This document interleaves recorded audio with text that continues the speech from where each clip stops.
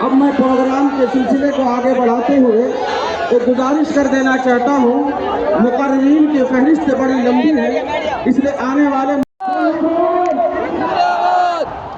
مسلمانوں آپ کی جذبات کو ہزاروں سلام، آپ کا ایمان سلامت رہے، آپ کی جذبات سلامت رہیں۔ یاد رکھیے آپ اس ملک میں چند نہیں 30 کروڑ ہیں، اگر یہاں کی فکر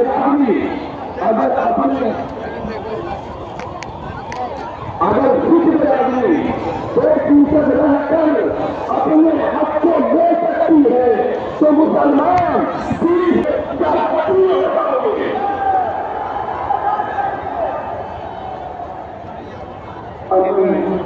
بڑے احترام کے ساتھ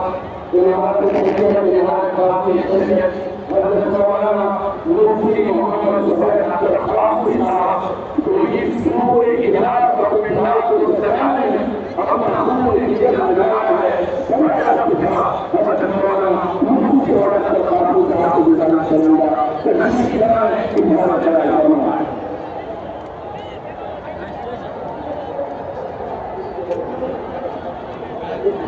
ارے بھائی مجھے دور کیا ہے، ہمارے رضاکاران ان تمام لوگوں کو میڈیا سے لے رہے ہیں، جس میڈیا سے آپ بزرگوں کی بھی گزارش ہے، کھڑے ہو جائیں، کھڑے ہو جائیے، اللہ کے لیے کھڑے ہو جائیں، کھڑے ہو جائیں اور باہر چلے جائیں، الحمدللہ کھڑے ہو جائیں، اس ایریا کو خالی کر دیں۔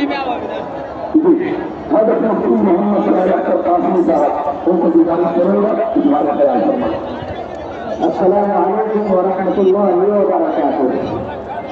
بسم اللہ الرحمن الرحیم وبه نستعین اما بعد، اعوذ باللہ من الشیطان الرجیم، بسم اللہ الرحمن الرحیم، ولا تهنوا ولا تحزنوا وانتم الاعلون ان كنتم مؤمنین۔ گاندھی میدان اس عظیم شان کانفرنس میں شریک ہونے والے بہار، اڑیسہ، جھارکھنڈ اور ملک کی دیگر ریاستوں کے کشور مسلمانوں، اسٹیج پر بیٹھے ہوئے معزز علماء کرام، میں آپ تمام لوگوں کو یہ پیغام دینا چاہتا ہوں اور حکومت تک یہ آواز پہنچانا چاہتا ہوں، یہ ملک کل بھی ہمارا تھا، یہ ملک آج بھی ہمارا ہے اور انشاءاللہ مستقبل میں بھی یہ ملک ہمارا رہے گا۔ اس ملک میں زندہ رہیں گے، اپنی مسجدوں کے ساتھ زندہ رہیں گے، مدرسوں کے ساتھ زندہ رہیں گے۔ اور ایک بات میں حکومت کو بتا دینا چاہتا ہوں کہ جس گاندھی میدان کو کے اوپر پورے بہار کو فخر ہے، خدا کی قسم وہ زمین بھی مسلمانوں نے دی ہے۔ کیا آپ چاہتے ہیں کہ اس ملک کے مسلمان اپنی مسجدوں سے، وقف پراپرٹی سے، اپنے قبرستان سے دستبردار ہو جائے؟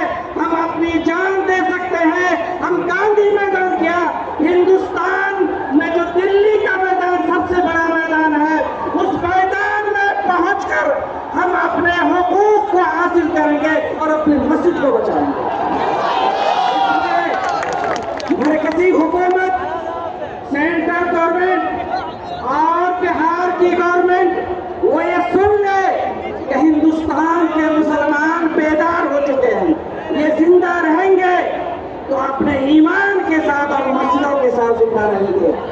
لوگوں، آپ کے اس وقت جو ایکٹ بنا ہے اس کے پیش نظر میں آپ کو اس شعر کے ذریعے یہ پیغام دینا چاہتا ہوں کہ اپنے یہ مسجد، یہ مدرسہ، یہ خانقاہ ہمارے لیے خدا کی قسم کعبہ کی طرح ہے۔ اپنے کعبے کی حفاظت ہمیں خود کرنی ہے، اپنے کعبے کی حفاظت ہمیں خود کرنی ہے۔ اب ابابیل کا لشکر نہیں آنے والا، آپ ہی ابابیل ہیں۔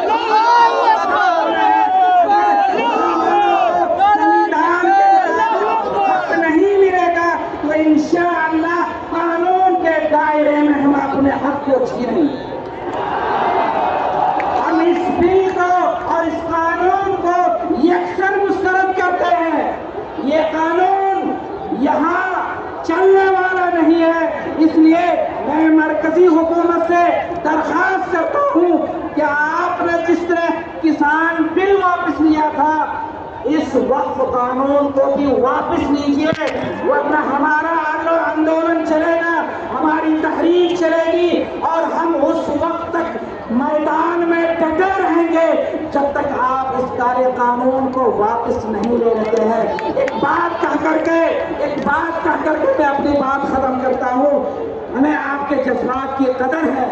میں سمجھتا ہوں دین بچاؤ دیش بچاؤ میں بھی جو کانفرنس ہوئی تھی اس میں صرف یہ گاندھی میدان نہیں، پورا پٹنہ بھر گیا تھا۔ آج بھی پورا پٹنہ بھرا ہوا ہے۔ وہ کانفرنس تھی دین کے نام پر، یہ کانفرنس ہے وقف کے نام پر، اور ایک مسلمان اپنے ملک کے لیے بھی زندہ رہتا ہے، وطن کے لیے بھی زندہ رہتا ہے، اور اپنے ایمان اور اپنی شریعت کے لیے بھی زندہ رہتا ہے۔